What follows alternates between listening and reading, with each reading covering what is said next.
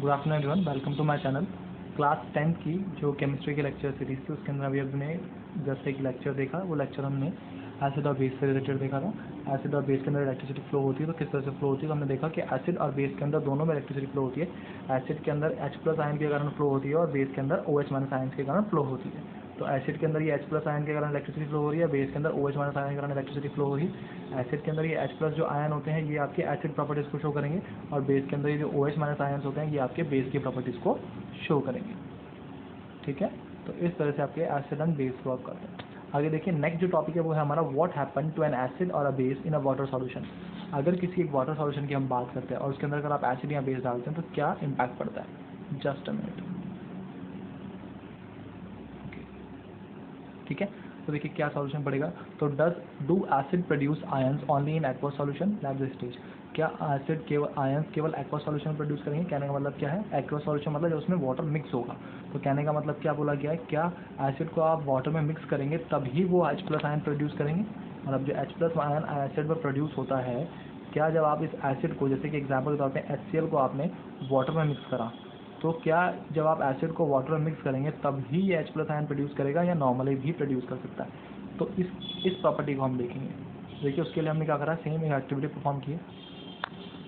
Activity 2.9, take about 1 gram solid NaCl। आपने 1 ग्राम क्या लिया है, सॉलिड NaCl लिया है in a clean and dry test tube, एक क्लीन और ड्राई टेस्ट ट्यूब के अंदर, and set up the apparatus as shown in figure 2.4। Figure 2.4 के अंदर आपको ऑपरेटर्स दिया हुआ है, आप देख रहे हैं इसके अंदर सोडियम क्लोराइड देखिए नीचे की तरफ मार्क्ड है यहाँ पर, ये सोडियम क्लोराइड आपने टेस्ट ट्यूब में लिखा है। आगे देखिए, add some concentrated sulphuric acid to the test tube. अब आपने क्या करा, इसके अंदर कंसनट्रेटेड सल्फ्यूरिक एसिड, अच्छा देखिए डाइल्यूट नहीं डाला है, कैसा डाला है, कंसनट्रेटेड। डाइल्यूट नहीं है मतलब पानी मिक्स नहीं है, प्योर एसिड की फॉर्म है। ठीक है, तो कंसनट्रेटेड सल्फ्यूरिक एसिड आपने डाला है H2SO4। What do you observe, is there gas coming out of the delivery tube. अब आप देखिए क्या गैस कोई बाहर निकल रही है, तो वो आपको देखना है। क्यों, क्योंकि देखिए NaCl क्या है, सोडियम क्लोराइड, मेटल क्लोराइड। आपने क्या डाला है, कंसनट्रेटेड H2SO4। जैसे आप इनको डालते हैं तो मिक्स करते हैं तो क्या कोई चीज़ बाहर निकलती है, वो आपको देखना है। ठीक है, ओके। तो test the gas evolve successfully with the dry and wet blue litmus paper.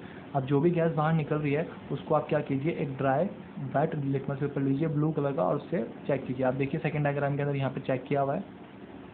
ठीक है, अगर लिटमस पेपर ब्लू से रेड हो रहा है तो उसका मतलब क्या है कि जो गैस निकल रिलीज हुई है वो क्या है, एसिडिक है। तो in which case does the litmus paper change the colour. On the basis of our activity what do you infer about the acidic character of dry HCl gas और HCl solution. आप क्या property character बताएंगे HCl gas की जो release होगी और HCl solution की। Note to the teacher if the climate has humid. आप ये ध्यान रखिएगा कि ह्यूमिड क्लाइमेट के अंदर ये नहीं हो सकते आप। ठीक है, गैस जो प्रोड्यूस होगी उसमें क्या होता है, रिएक्शन फॉर्म हो जाती है वाटर के साथ। क्योंकि ह्यूमिड का मतलब क्या है, सराउंडिंग के अंदर एयर कैसी है, मॉइस्ट है। मॉइस्ट मतलब वाटर अवेलेबल है। अब जो गैस निकलेगी वो क्या होगी, वाटर से देख करके क्या कर देगी, हाइड्रोजन आयन को बना देगी, जैसे कि हमने प्रीवियस लेक्चर्स में देखा है। तो इसलिए इसको आप क्या कर सकते हैं, it is the climate is very humid, you will have to pass the gas produce through a guard tube. मतलब ऐसी ट्यूब होनी चाहिए जिसके अंदर वो जाएंगे, ड्राई ट्यूब होनी चाहिए बिल्कुल। ठीक है, अगर ह्यूमिड एनवायरमेंट है तो। ठीक है, containing calcium chloride to dry the gas. ठीक है, कैल्शियम क्लोराइड आप यूज़ कर सकते हैं ताकि गैस को आप क्या कर सकें, ड्राई कर रख सकें।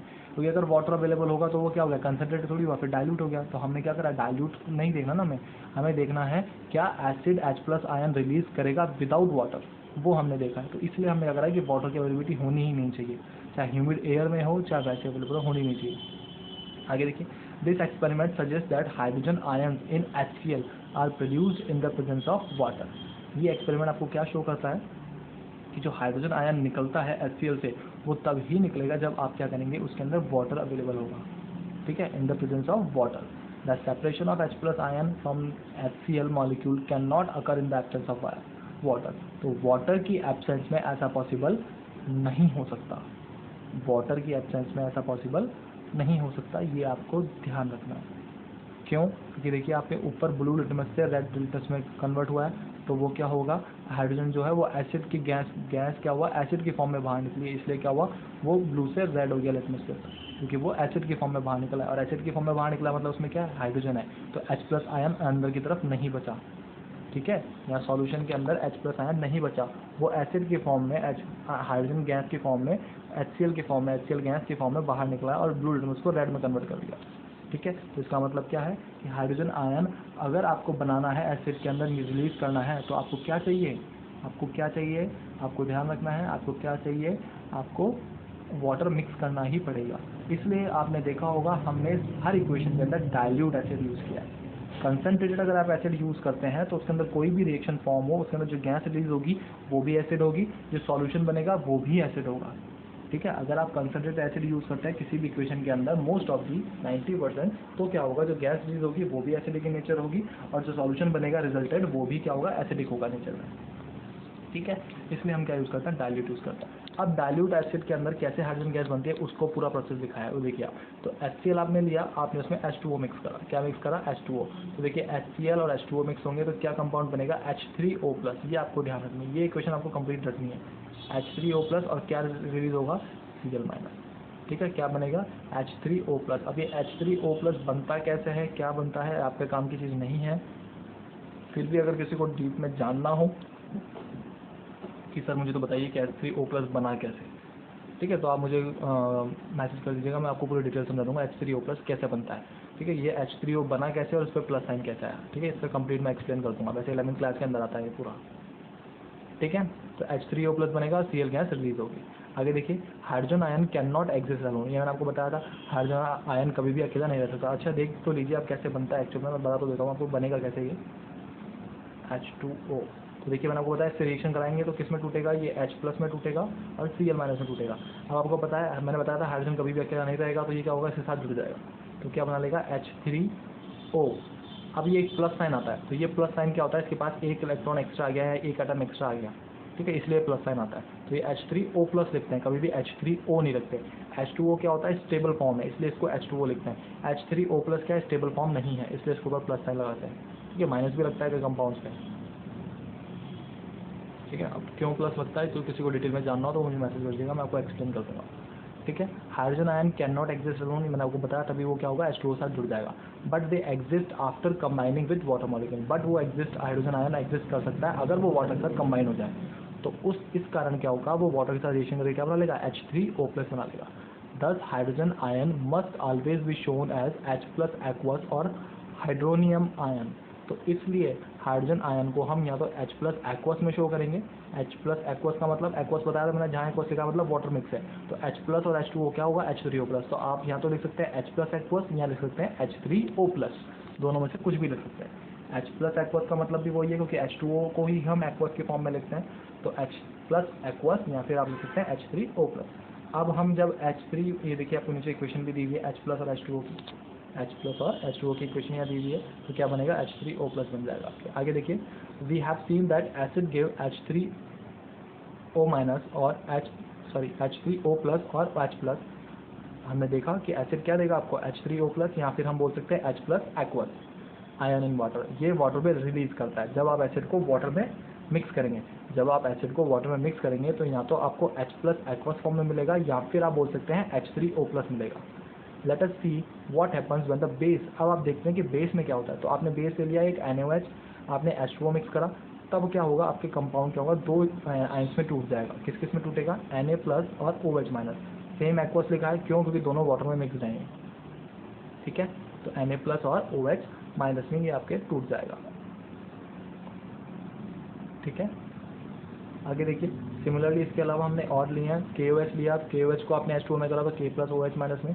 सिमिलरली आपने MgOH का होल ट्राइस को लिया तो वो Mg2+ और 2OH- में टूट गया। ठीक है, बैलेंस आप केमिकल इक्वेशंस बाद में भी कर सकते हैं। MgOH का होल ट्राइस है तो Mg+2 और OH- में टूटेगा। तो base generated hydroxide ion in water, तो आपने देखा एसिड ने क्या करा, H+ आयन या H3O+ प्रोड्यूस किया है, जबकि बेस ने क्या किया है, OH- एक्वस फॉर्म में प्रोड्यूस किया है। तो जब आप एसिड को मिक्स करते हैं तो H+ आयन एक्वस में रिलीज होगा, और जब आप बेस को मिक्स करेंगे वाटर में तो क्या बनेगा, आपको OH- एक्वस फॉर्म में मिलेगा। अगर आप इनकी कंसनट्रेटेड फॉर्म यूज़ करेंगे तो इनके रिजल्टेंट से, जिससे भी आप रिएक्शन कराएंगे तो उनके रिजल्टेंट से हमेशा एसिडिक गैस निकलेगी या फिर एसिडिक सॉल्यूशन ही बनेगा। इसलिए जितनी भी प्रीवियस इक्वेशंस थी हमने जो पढ़ी है रिएक्शन, उसमें सब में हमने डाइल्यूट ही यूज़ किया है। होप अब आपको क्लियर हुआ हो कि हमने डाइल्यूट क्यों यूज़ किया था सारी केमिकल रिएक्शंस के अंदर। क्यों, अगर आप कंसनट्रेटेड यूज़ करेंगे तो जो गैस रिलीज होगी वो भी एसिडिक नेचर होगी और जो सॉल्यूशन बनेगा वो भी एसिडिक इन नेचर होगा। ठीक है, तो आपको एसिड्स के साथ ही एसिड मिल रहा है तो कोई मतलब का ही नहीं रहेगा उस रिएक्शन को कराने का। तो आपको कोई नई चीज़ करानी होती तभी तो आप रिएक्शन करते हैं। दो चीज़ों को मिक्स कब किया जाता है, जब हमें कोई नई चीज़ चाहिए होती। तो इसलिए एसिड को और बेस को क्या होता है, वाटर के साथ मिक्स करके एक्वस फॉर्म के अंदर किसी से भी रिएक्ट कराया जाता है, चाहे फिर वो मेटल हो, मेटल ऑक्साइड हो, मेटल कार्बोनेट हो या मेटल कार्बोक्साइड हो। ठीक है, ओके। ठीक है, तो ये वो आपका कंप्लीट। अच्छा, bases which are soluble in water are called alkalis. वो बेस जो क्या हो सॉल्युबल हो वाटर में उनको क्या बोलते हैं, एल्कलीज। दो तरह के बेस होते हैं, एक होते हैं एल्कलीज, एक होते हैं एल्कलाइन। ये हमारे 5th चैप्टर में आएगा। एल्कलीज और एल्कलाइन क्या होता है ये हमारे 5th चैप्टर में आएगा। तो पीरियोडिक टेबल का फर्स्ट ग्रुप होता है, सेकंड ग्रुप होता है, उन्हीं को एल्कलीज एल्कलाइन बोला जाता है। ये हमारे 5th चैप्टर में आएगा, वहाँ हम डिटेल में स्टडी करेंगे। यहाँ अभी ध्यान रखिए कि बेस जो सॉल्युबल हो वाटर के अंदर, बेस जो सॉल्युबल हो वाटर के अंदर उन्हें हम क्या बोलते हैं, एल्कलीज। ठीक है, do you know all basis do not dissolve in water. सारे बेस डिजॉल्व नहीं होते, केवल जो डिजॉल्व होंगे वाटर के अंदर उन्हें हम क्या बोलेंगे, एल्कलीज। ठीक है, उनको क्या बोलेंगे हम, एल्कलीज। दे आर सोपी टू टच, वो बहुत सोपी होते हैं टच करने में, बिटर एंड कोरोसिव। ठीक है, बिटर होते हैं और कोरोसिव होते हैं। नेवर टेस्ट और टच दैम एज दे में कॉज हार्म। ठीक है, उन्हें कभी भी टच या क्या टेस्ट नहीं करना चाहिए क्योंकि वो बहुत हार्म फील करते हैं। ठीक है, टेबल 2.1 आर एल्कलीज, जो हमने टेबल 2.1 बनाई थी। आज टेंशन मत लीजिए, अब इनको हम वापस फिर चैप्टर में पढ़ेंगे दोबारा। एल्कलीज क्या होते हैं, एल्कलाइन क्या होता है, वहाँ हमारा कंप्लीट आएगा। आगे देखिए, now we have identified that all acid generate H+ ion. ये अब हम आइडेंटिफाई कर चुके हैं कि सभी एसिड क्या करते हैं, H+ आयन रिलीज करते हैं एक्वस फॉर्म में। And all bases generated OH- ion, और सब बेसिस क्या जनरेट करते हैं, OH-। We can view the neutralization reaction as follows. अब आप वापस न्यूट्रलाइजेशन रिएक्शन देखिए। हालांकि मैंने ये पूरी आपको कंप्लीट सिखा दी थी उसी टाइम पर कैसे बनी है, लेकिन आपको यहाँ बताया हुआ है। अब ये देखिए आप, एसिड और बेस। ठीक है, तो जस्ट एग्जांपल एसिड अगर आप बात करेंगे तो एसिड के अंदर क्या होगा, H, और कोई भी कंपाउंड हो सकता है उसे हम बोलते हैं X। और अगर सेम बेस होगा तो बेस में क्या होगा, कोई भी कंपाउंड मान लिया हमने O है और उस M है, उसके साथ क्या बोल दिया, OH। H क्या शो करता है कि एसिड है और OH क्या शो करेगा, बेस है। और ये M कुछ भी हो सकता है, X कुछ भी हो सकता है, जैसे कि Ca हो गया, X की जगह यहाँ पर Cl हो गया, कुछ भी हो सकता है। ठीक है, तो इस तरह से रिएक्शन होगी। तो जब इन दोनों रिएक्शन को हम फॉर्म करेंगे तो देखिए यहाँ से आपके बनता है एसिड और बेस रिएक्शन क्या बनाते हैं, सॉल्ट प्लस वाटर। तो देखिए ये दोनों रिएक्शन करेंगे तो क्या बनाएंगे, सॉल्ट, ये हमने पहले देखा है। ठीक है, और ये H+ और OH- रिएक्ट करके क्या बनाएंगे, H2O, जो क्या होता है आपका वाटर। तो यही न्यूट्रलाइजेशन रिएक्शन हमारे तीसरी या चौथी बार आ रही है। ठीक है, तो उसी को यहाँ एक्सप्लेन किया हुआ है। तो एसिड और बेस को जब आप रिएक्ट करेंगे तो एसिड से निकलने वाला H+ और बेस से निकलने वाला OH- रिएक्ट करके क्या बनाते हैं, H2O। क्या बनाएंगे, H2O। H+ एक्वस एसिड के कारण, OH एक्वस बेस के कारण, दोनों रिएक्ट करेंगे और क्या बनाएंगे, H2O। और एसिड और बेस के रेस्ट जो एलिमेंट्स बचेंगे वो आपस में रिएक्ट करके क्या बनाएंगे, सॉल्ट। क्या बनाएंगे, सॉल्ट। तो यही आपकी क्या है, न्यूट्रलाइजेशन रिएक्शन। तो होप ये क्लियर हुआ आपको क्या है क्या नहीं है। ओके, नेक्स्ट जो टॉपिक है वो हम नेक्स्ट लेक्चर में डिस्कस करेंगे। तो होप आपको ये समझ में आया। फिर भी अगर आपको कोई डाउट है तो आप कमेंट बॉक्स में कमेंट कर सकते हैं। Okay, thank you.